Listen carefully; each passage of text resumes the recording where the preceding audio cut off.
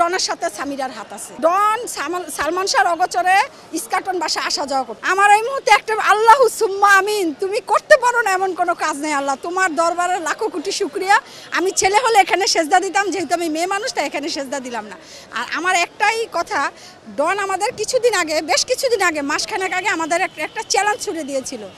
X2064 দ্বারায় সে আমাদের বলেছিল যে সালমান শাহর মা আমার আম্মা নীলা চৌধুরীকে সে একটা প্রশ্ন ছুড়ে দিয়েছিল যে আমরা প্রেস ক্লাবে বসবো সাংবাদিকদের, এক পাশে সাংবাদিক থাকবে, এক পাশে ডন থাকবে, এক পাশে নীলা আম্মা, আমরা সালমান শাহ ভক্ত থাকবো, যে আসেন চ্যালেঞ্জ মোকাবেলা হবে। আমি আজকে ডন আপনাকে বলতেছি, আসেন খোলা ময়দানে খেলা হবে, এখন থেকে আপনার আমার দেখা হবে কোর্টে। ডন আপনি রেডি হয়ে আসেন, ওয়েলকাম ওয়েলকাম। আপনাকে প্রথম যেদিন আপনি কোর্টে আসবেন আপনাকে আমি ফুলের মালা দিয়ে একবারে সাদরে গ্রহণ করব। ওয়েলকাম, আসেন। এটা 96 সাল না ডন, এটা 2025 সাল। 96 সালে আমরা ছিলাম না, 2025 সালে আমরা আসি। আপনাকে ওয়েলকাম করার জন্য সালমান ভক্তরাই যথেষ্ট, আর অন্য কারো লাগবে না। এর আগের বক্তব্যতে উনি কি বললো, সালমান শাহ মানসিকভাবে ছিল, পারিবারিক দিক থেকে ডিপ্রেশন ছিল, এজন্য সালমান শাহ এই কাজটা করছে। সালমান শাহ আপনার বন্ধু ছিল, সালমান শাহ তো আপনি জানায়া করছে নাকি, তা আপনি তো ঠেকাইতে পারতেন না। আপনি আপনার বন্ধুরও এটা ঠেকাইলেন না, কোনোদিন আয়া বললেন না আমি আপনার সালমান শাহর হত্যার বিচার চাই।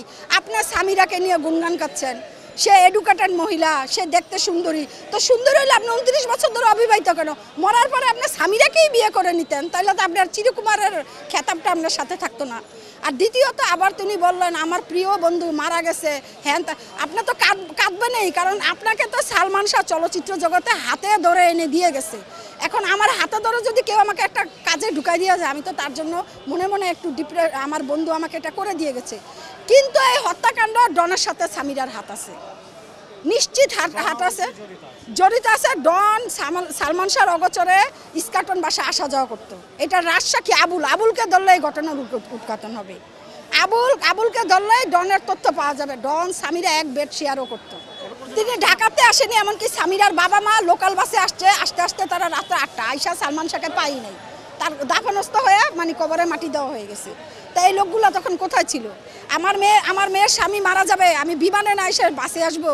আমার বন্ধু মারা যাবে, আমি বগুড়া থেকে থাকবো তারপরে আসবো, এটা কেমন কথা? উনি যে বগুড়া থাকছে এটার কোনো নির্দিষ্ট প্রমাণ আছে? উনি বগুড়া নাও থাকতে পারে। আমি সচিবালয় মন্ত্রিপরিষদ বিভাগের প্রশাসনিক কর্মকর্তা। ডনের মতো লোকের আমার গায়ে হাত দেওয়া, একটা পশম ফালানো সম্ভব না, কারণ আমি সরকারি কার্যালয়ে একটা বড়স্থ জায়গায় আছি। কিন্তু তাই বলেন আমি ভক্ত হিসেবে বলি, ডনকে আমি ওপেন চ্যালেঞ্জ করলাম, তুমি আসো আদালতে। আমি রোজ আদালতে হাজির হব, ঝড় বৃষ্টি বাদল হাজির হই এবং হাজির হব। ডন তোমার নামে তো এবার হুলিয়াজারি পড়েই গেছে, আরো ভক্তরা তো আছে।